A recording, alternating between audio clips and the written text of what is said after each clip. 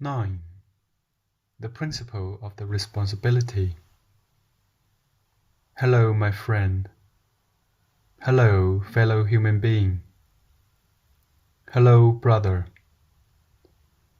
Fellow human being. For sure, you're my fellow human being. But why are you my fellow? You're my fellow because you're next to me, the same as other people who are next to you, such as your spouse, children, father, mother, brothers, family, friends, workmates, the baker, the carpenter, the bus driver.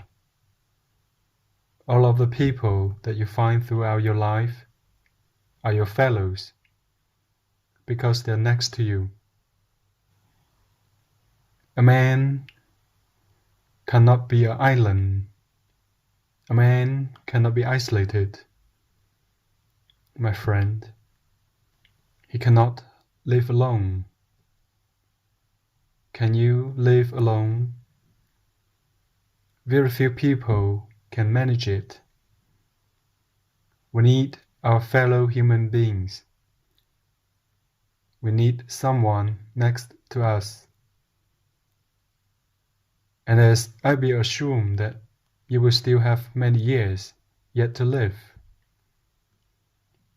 you will find along your life many fellows. Then, how to live with our fellows? How to treat them? This information is one of the most important for the well-being of a person. A man that does not get along with his fellow man, if he's an unfortunate man. A man who lives in peace and harmony among men, and who gets to know everybody, he comes across as a powerful man, a calm person, a man that can act and is a free man. The 9th and the 10th principles are similar.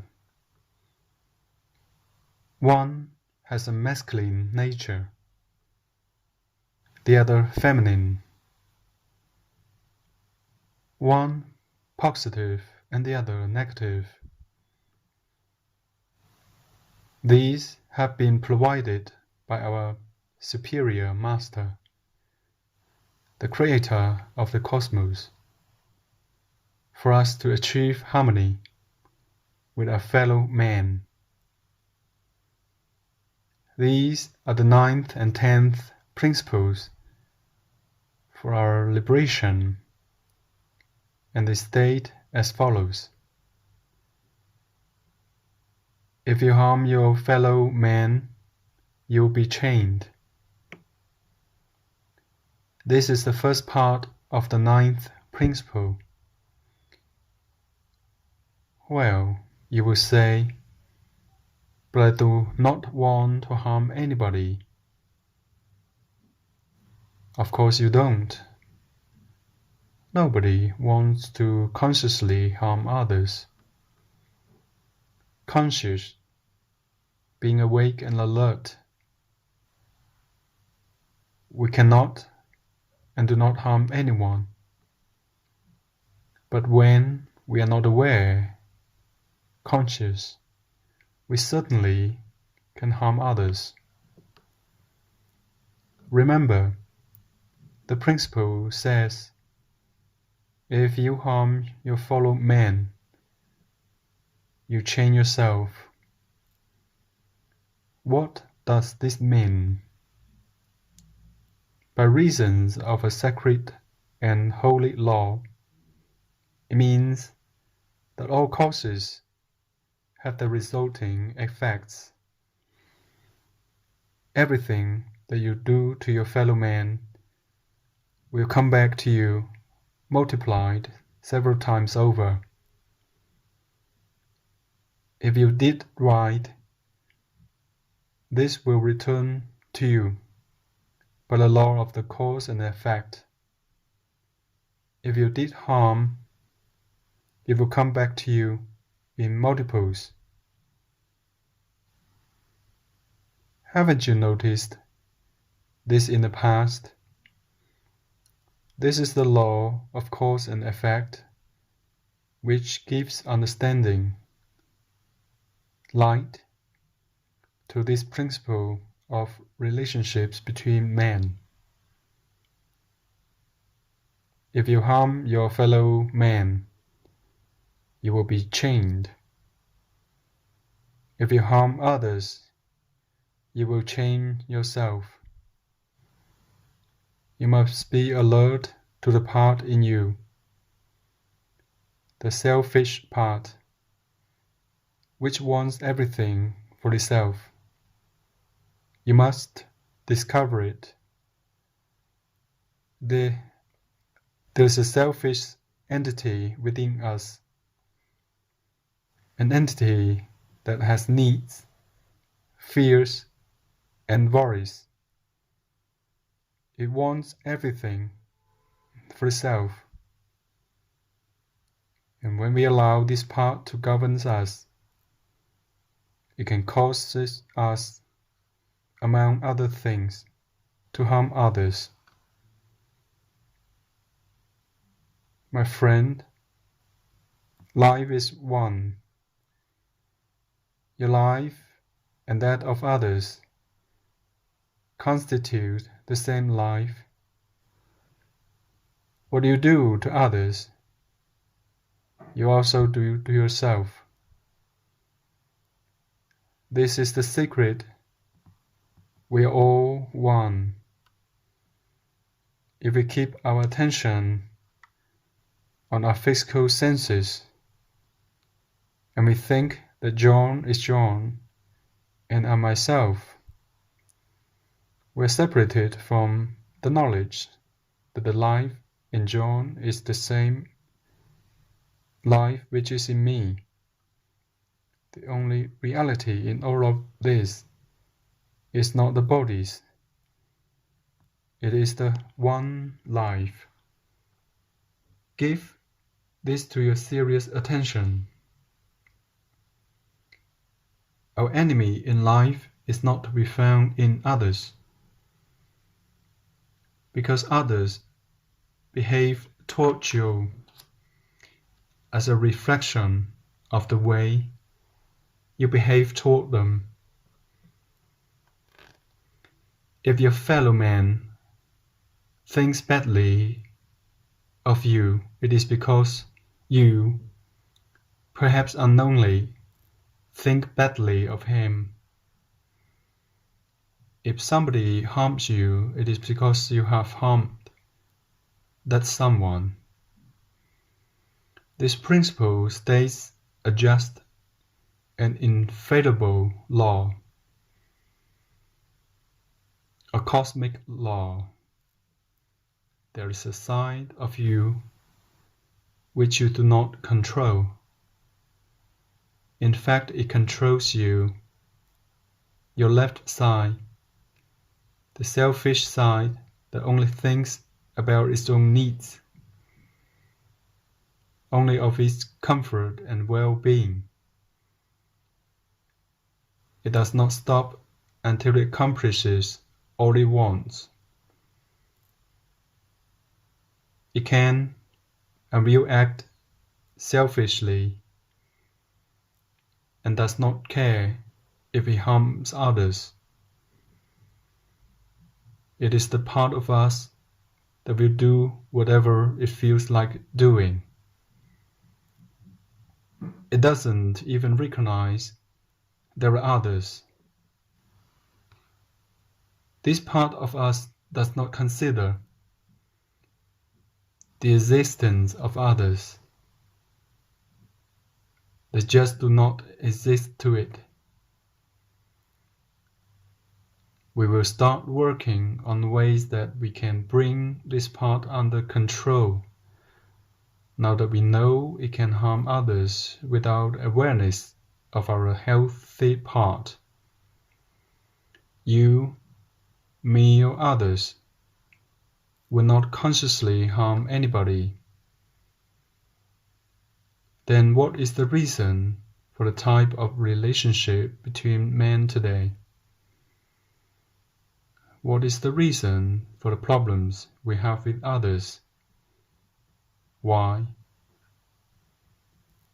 Come, let's do some work.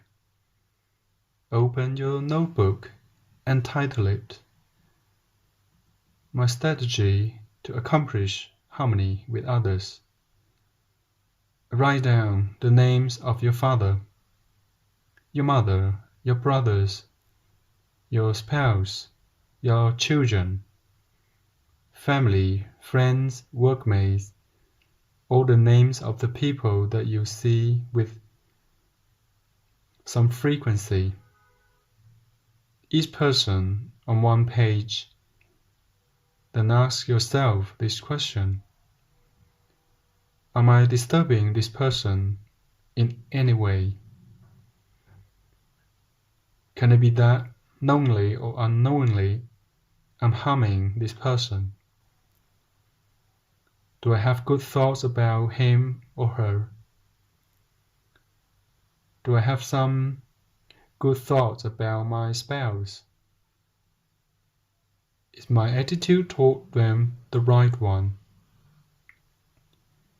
Once you have made an analysis from these questions, being very objective, impartial, and sincere with yourself, then you will start to see the behavior of your selfish side, the side within you which does not respect any law nor person. Then, your second step is to go to each of these people and ask them to give you a sincere answer as to whether you have harmed them in any way.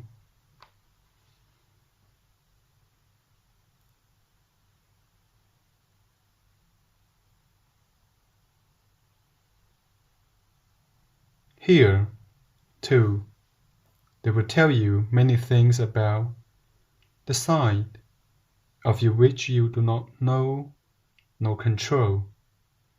The third step for you to take is to sit and talk with each of these people and tell them about your sincere wish to be in peace and harmony with them. Be sure to tell them that you do not wish to harm them in any way, because you now understand there's a side in us humans, a selfish side capable of harming others, and which you're now aware of. Tell them of how the one side will hurt someone. Then our outer conscious side in us has to apologize. How often have you seen this happen?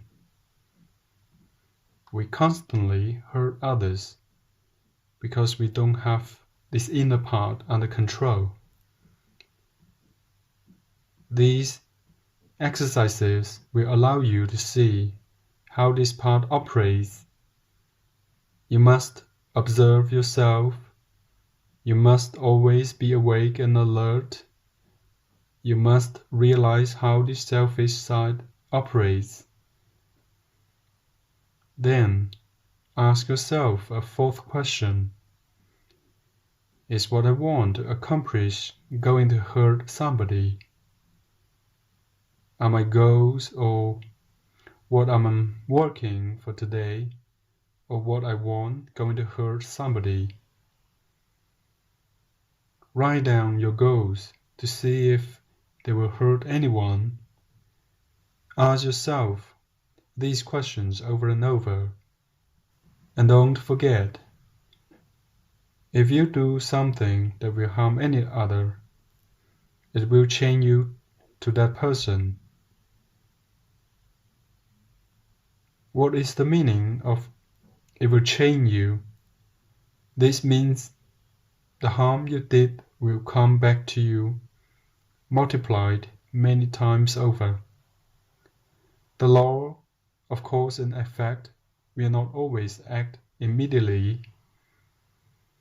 Today I harm you, and my return punishment, the harm that I should get back because of it, might not come back to me for 20 years. During those 20 years, my friend, my relation with you will not be right. Our relationship will not be peaceful. Our hearts will be filled with hate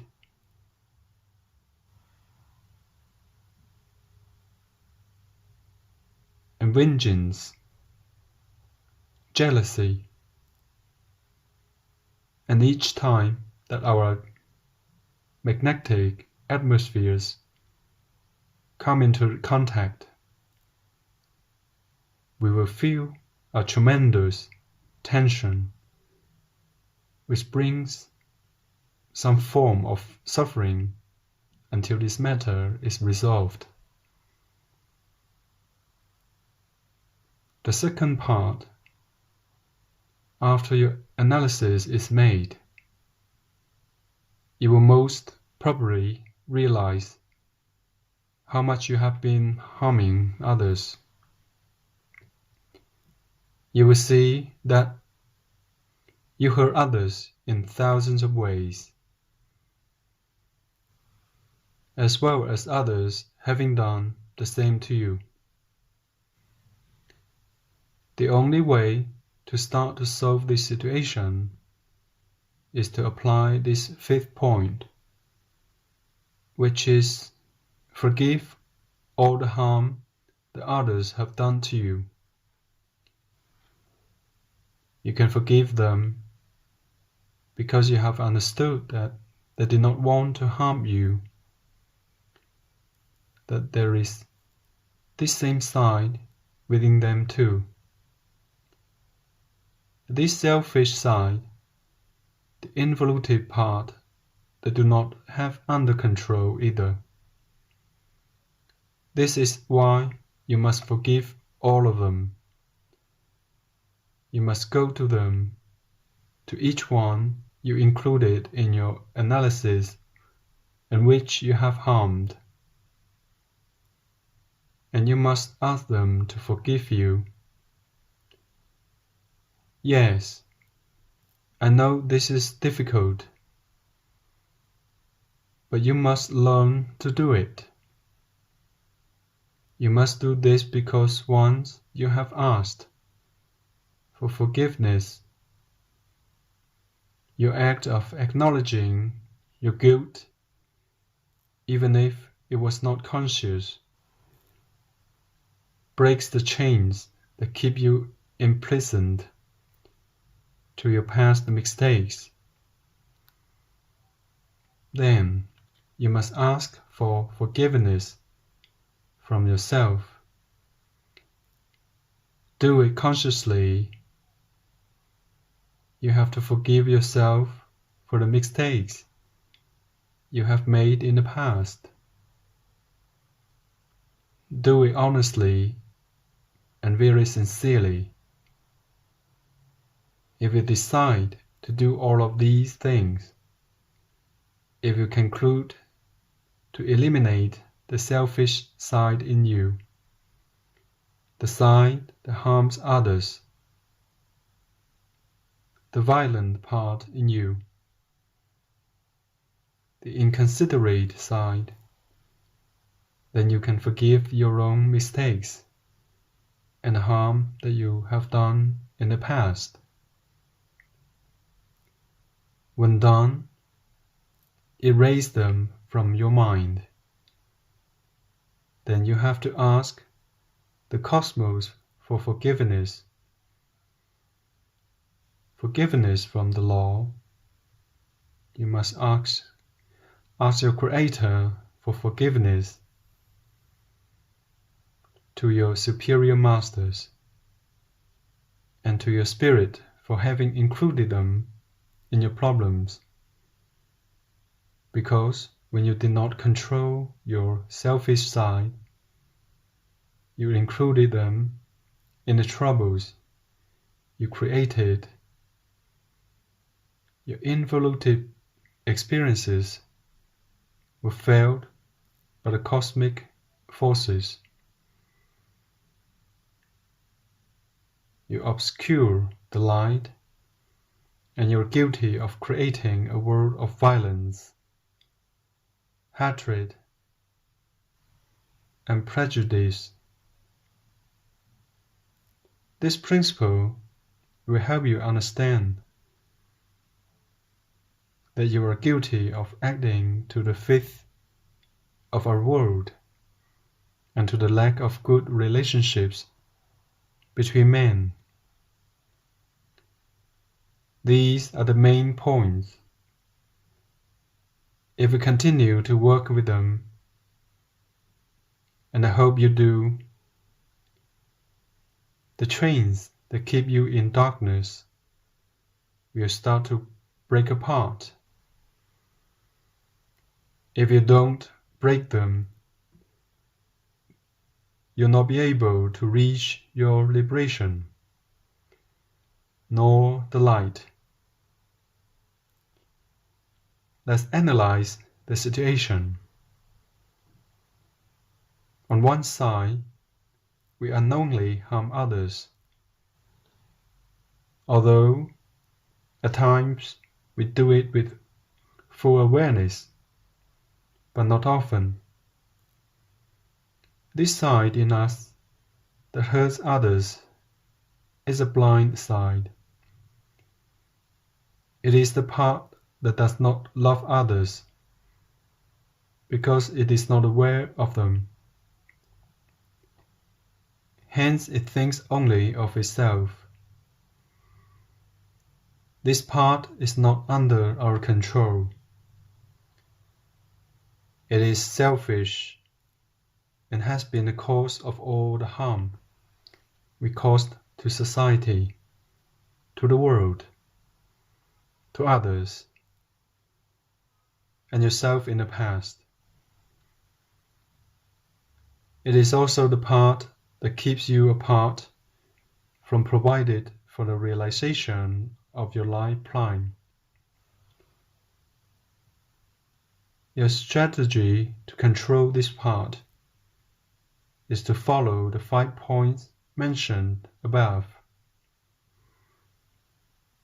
But all of this work is difficult. We know it because we went through it too. In the past, we were slaves of our selfishness too. We caused harm to others. We hurt and disturbed others for our own benefit.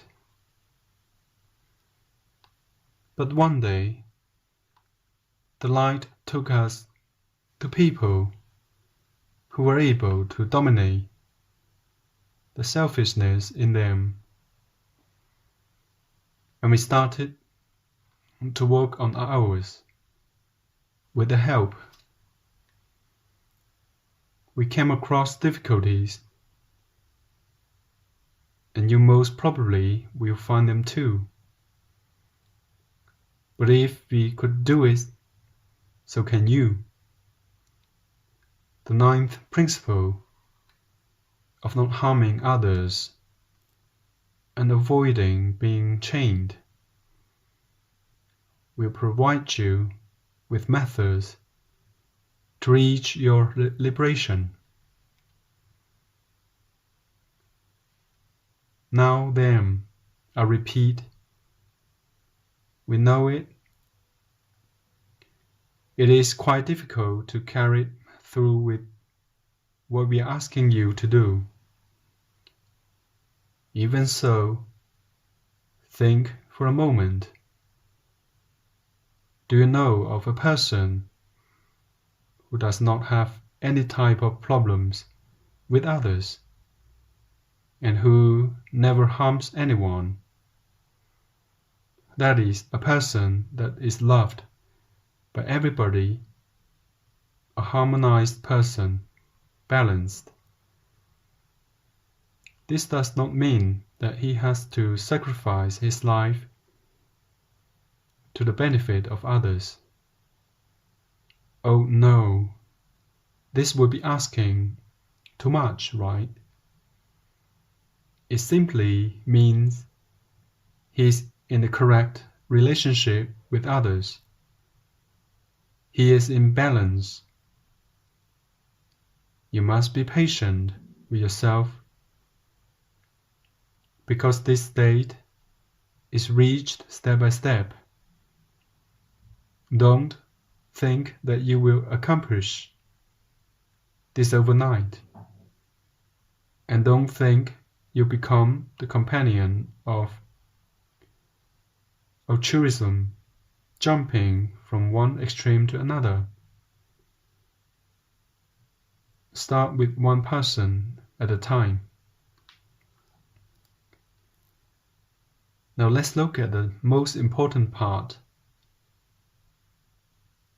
which is to harm yourself by reason of selfishness. Harm to others changes you. But when you harm yourself, the training is even greater. Our selfish part, when identified with our body, we do many things in its favor, even against your emotions, your mind, and your spirit. Sometimes the selfish force identifies itself with your emotions, your desires, hurting your body, mind, and spirit. At other times, it works with your mind against the others. It is an energy, a tremendous force, with the goal of keeping us grounded in the mud of the earth. You must analyze this. Analyze yourself. How does the selfishness of the body harm my emotions and my mind? The selfishness of the mind, how does it harm my emotions and my body? The exaggerated desire of my emotions, how does it harm my mind and my body? My friend, selfishness, which is the principal cause of antagonism between people and clashes within ourselves, causing our spirit to involute. Our spirit, after much suffering in the superior realms, has finally been able to reach human form. Don't allow the selfishness within, the involuting energy, to drag your spirit to lower realms, to even darker and deeper places. Wake up, my friend. This is for your liberation, the liberation from pain and suffering, the liberation of any opposing condition. You will own yourself. You will be master of your world, appreciated by others, a recognized person because of good judgment, for your balance and good relationships with others, you will see that your life will be a great deal easier. A person that is dominated by selfishness smells bad. Nobody wants to be near him. While a person free of selfishness is the light of his world. You might say, well, everybody is selfish. Yes, that is the way it is.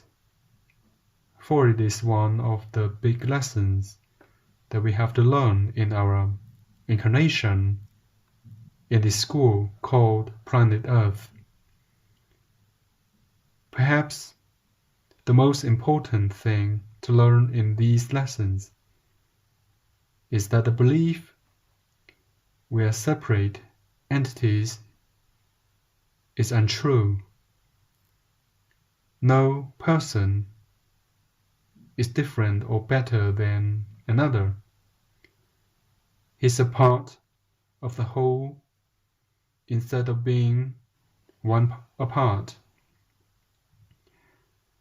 But you will not be able to be one with your spirit, with your Creator, with your mind, your emotions, your fellow human beings, with the world, unless you fully dominate the beast within you, called selfishness.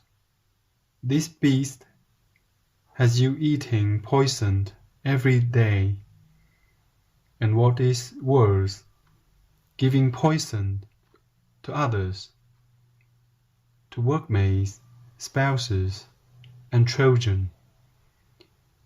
We are joined with them for centuries yet to come, because the law of cause and effect don't always have time to work out in one lifetime.